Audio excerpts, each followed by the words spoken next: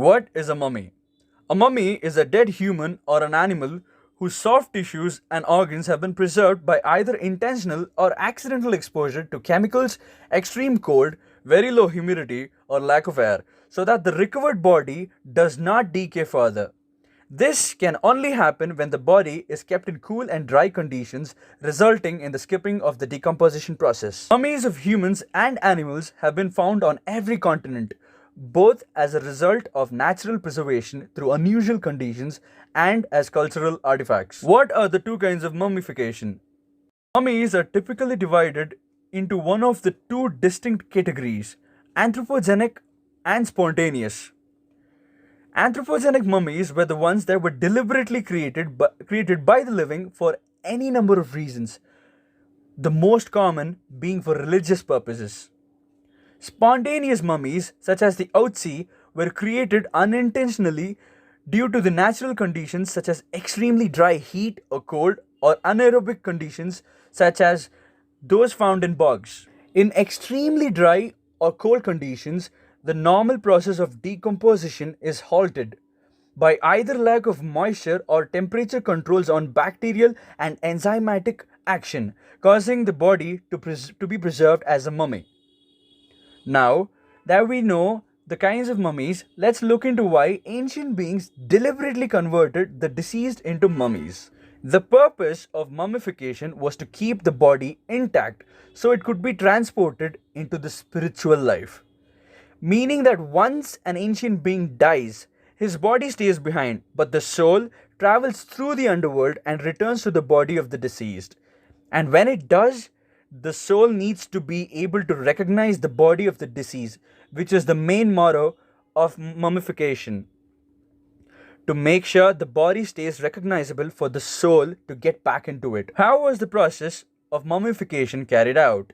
This is a mummy of a young man named Heraclides. He died in the Egypt during the 1st century AD. Since he was of the royal family, mummification was implemented on him.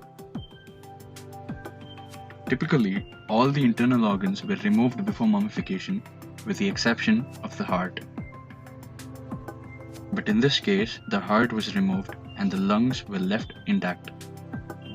Next, the body was covered or buried onto natron salt, which has good absorptive properties, and this is left for about 40 days until all the moisture was eliminated. Perfumed oils and plant resins were applied on the body. Then, thick layers of glue or resin is applied to glue the strips of linen that was wrapped around the body.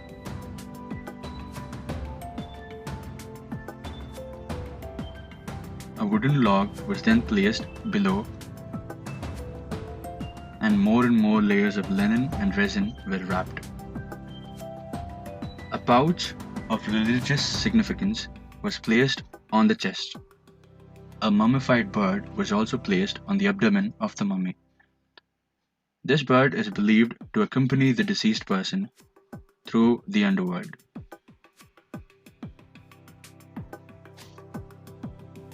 Thick linen strips further secure the linings. A portrait of the man was placed over the face, and a large linen cloth was wrapped around the mummy.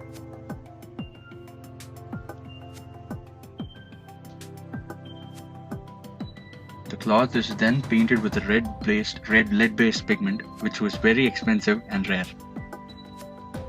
Egyptian symbols of protection and rebirth are drawn on the mummy with pigments of gold. Finally, Heraclides, the name of the person, was written at the feet in Greek. Thanks to this remarkable process, the mummy is still preserved till today. Who was mummified?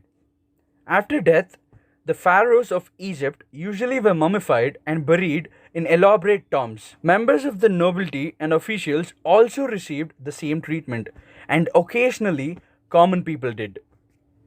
However, the process was an expensive one, beyond the means of many. What is the significance of a mummy today?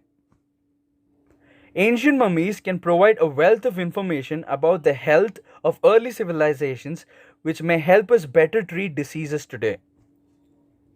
They are now finding signs of everything from prostate cancer to malaria in mummies across the globe. By comparing the ancient forms of those diseases with their contemporary equivalents, researchers can learn how those diseases evolved, what makes them so harmful, and possibly how to stop them. With this, I'd like to conclude my discussion on the mummy. If you felt like this video was informative and if you're interested in more of such content, make sure you subscribe to my channel and share this video. Thanks and see you soon.